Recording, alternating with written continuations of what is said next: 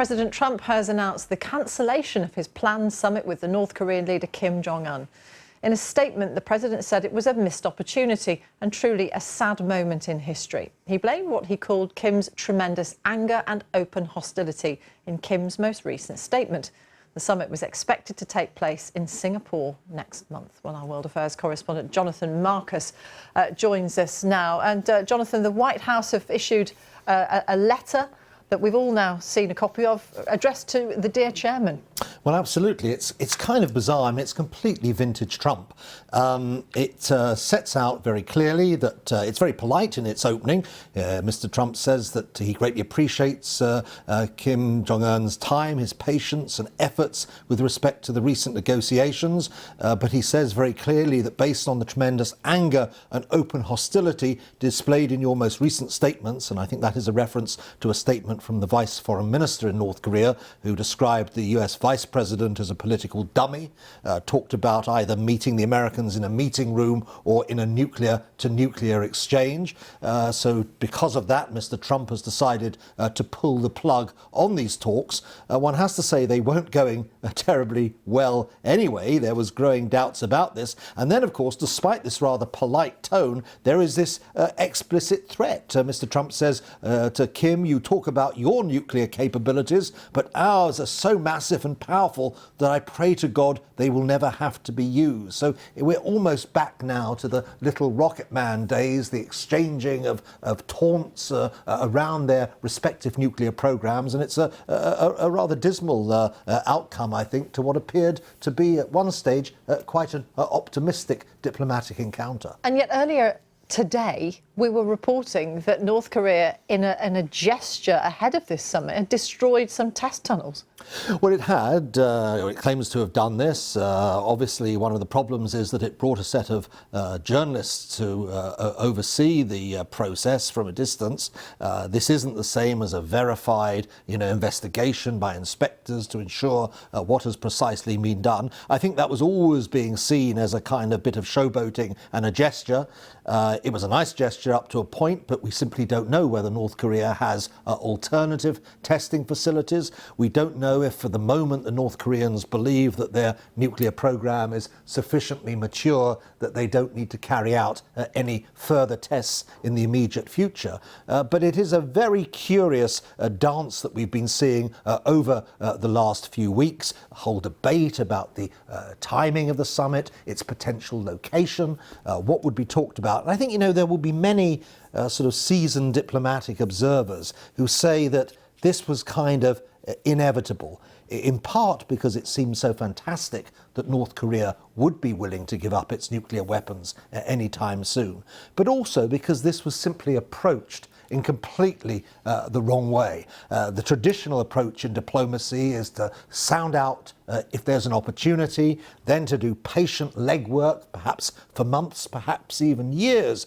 working out the deliverables, what can be agreed, what comes next, what process can be set in train, and then finally to announce, yes, you're going to have the summit, at which point the leaders go along and sign on the dotted lines. You have the photo opportunities for people like us and so on. This summit was approached in entirely the opposite way. They decided they were going to have it. It was all very bizarre. From the American side, they don't seem to have really considered what precisely they were going to expect or demand from the North Koreans beyond the vaguest terms. And of course, the key question now is what happens next. If you think back to before the Winter Olympics, when the rhetoric between Pyongyang and Washington was at its highest, there were serious experts who were talking about a 50-50 chance of a war between the US and North Korea in the not too distant future. Now, that was mitigated by the goodwill surrounding the Winter Olympics. You've had this period where the North Koreans have not done nuclear tests. One assumes they can't do any more now if they really have destroyed this testing site, but they've also seemingly suspended ballistic missile tests for a period. Are they going to review that suspension? Are they going to go back to launching ballistic missile tests? And if they do, what is the American response going to be then? Jonathan, for the moment, thank you very much, Jonathan Marcus, our World Affairs correspondent. Let's speak to our Washington correspondent now, Gary O'Donoghue. Gary, they weren't taken in then by this gesture to blow up the tunnels. The meeting's off at the moment. Yeah, and it's an extraordinary development, this really, because just a few hours ago the president was sounding a bit more positive, certainly a lot more positive than this letter, this personal letter represents, talking here about anger and open hostility. I mean, there is a caveat in here which says that the meeting is off for the time being, effectively, but there's also a threat, an extraordinary threat. If I may just read you this paragraph, he says, this is Donald Trump to Kim Jong-un. He says, "You talk about your nuclear capabilities, but ours are so much more massive and powerful that I pray God they will never have to be used," which is a straightforward military threat, if you like, a warning to the North Koreans not to restart that program in the way Jonathan was just mentioning, not to start developing again that intercontinental ballistic missile capability, and perhaps to try and bring them back to the table that way. But it won't go down well. We know that those sort of threats don't work well in Pyongyang, and we'll have to wait and see what their reaction is. But this is a huge, in a sense, this could have been a big foreign policy win for the Trump administration to get to some sort of meeting like that, to get some sort of dialogue and process underway. Yes, there was a lot of scepticism around about its efficacy and its potential to actually go anywhere in the future, but just to get to that point in time would have been something of an achievement when, as Jonathan was saying, war was being talked about in very clear terms previously. This is a big setback. And insults don't go down particularly well against your vice president, supposedly, in Washington, D.C. No, they don't. I mean, in a sense, both sides in this have done their fair share of that, haven't they? We've had Rocket Man from this side of the Pacific, and we've had all sorts of other insults coming from the North as well. So I think, in a sense, that they kind of cancel themselves out a little bit. But yeah, it's become personalised in a way that isn't necessarily best for those who would push the diplomatic process forward. And I think there's a big question now for Mike Pompeo, the new Secretary of State, the effort he's been in. He's been there twice, don't forget, already in preparation for this summit, secretly on the first occasion, not secretly on the second occasion, but he's been there twice. And as things stand, it looks like this is off for the foreseeable, but we will see exactly who moves first next to put something else on the table, if they do at all. How much of this is about each side trying to wrong foot the other? Well, there's a lot of guessing work goes on. Don't forget, it's quite hard, I think, for the US and indeed its allies to read North Korea at times. It's a very closed society.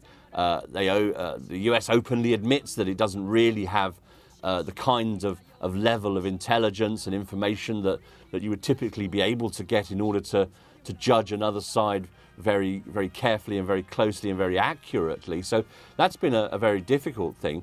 But I think the sort of perhaps the speed of the desire for denuclearization has crept up on the North Koreans a little bit. The expectation of how quickly things would happen, what they would get in return. We don't know what's been said, obviously, in private sessions.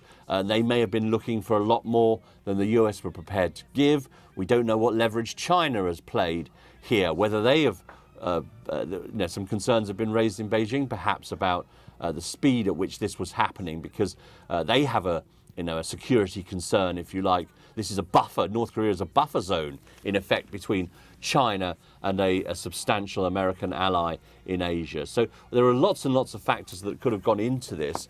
But I think there will be some pressure to try and salvage something from this, because before we got to this point of the discussion of the summit and the discussion of negotiations like that, before that point in time, we were at a point in time where there was a serious risk of military conflict, where the North Koreans seemed to be getting to a point where they had the the ballistic missile capability and the ability to stick a nuclear weapon on that missile and get somewhere near the west coast of America. And that was not just for this administration, but the one previously, it was right up there in terms of foreign policy priorities. So the summit's supposed to have been taking place on June the 12th in Singapore. What would need to happen, certainly from the United States perspective, for it to be back on again? Well, I think for the time being, this one is off. I mean, as I say, there is a small caveat in this letter that allows for a future summit or for something to change. There are no demands particularly in this letter, so there's no clear indication from the president as to what would change his mind.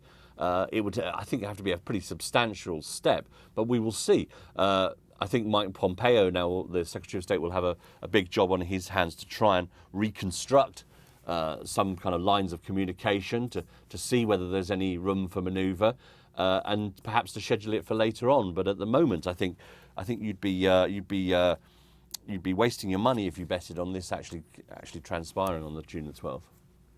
Gary, thank you very much. Gary O'Donoghue,